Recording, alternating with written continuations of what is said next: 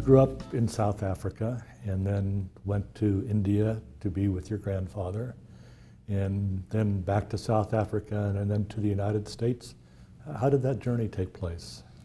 Well, there were certain turns in my life that unexpectedly came about there. And one of them was I was living in South Africa with my parents. I was 23 years old when my father died unexpectedly, and when I had to take his ashes to India to be immersed there. And the idea was that I would go and immerse the ashes and meet with my uncles and family and figure out what I wanted to do with the rest of my life. And so while I was in India, I had a severe attack of appendicitis and had to undergo surgery. And I fell in love with my nurse and decided to marry her. And the South African government wouldn't allow me to bring her back with me.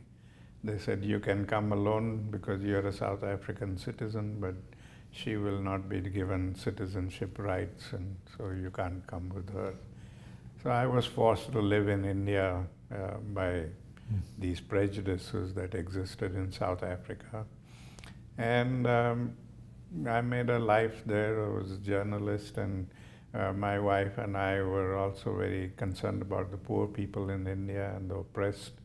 And we started working with them and developing programs to help them economically and otherwise. And some of those programs became very famous, and we started getting a steady stream of American people coming to see the programs. And once there was a lady from Vicksburg, Mississippi, who came on a visit, and after taking her around, my wife and I took her out for dinner. And at dinner we were talking, and I got very interested in prejudices because of my experience in South Africa and in India, where we have caste prejudice.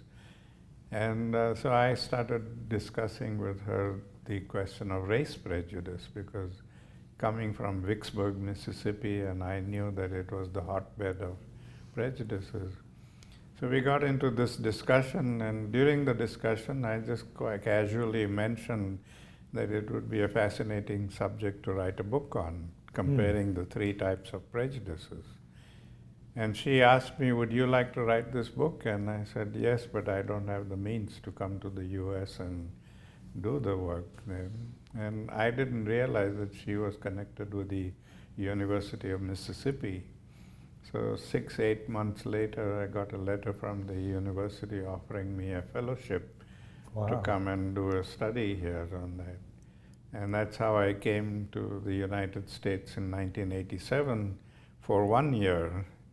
But when people came to know that Gandhi's grandson was studying race prejudice here, I started getting so many invitations to go out and speak that I couldn't finish that study. And one thing led to another, and we just stayed on here. And so that's how I came to the US. And initially, of course, I was in Memphis, Tennessee, where I established the Gandhi Institute of Nonviolence. And then I moved to Rochester, and the institute also was taken to the University of Rochester. And just been going around speaking and planting seeds all over the country and now the world. Well, I'd like to have seen that book that would have compared the three types of prejudice. Yeah. I hope someday I'll be able to do it, but right now it doesn't look very promising. It's becoming more relevant again, so yeah. Well, thank you very much. Thank you.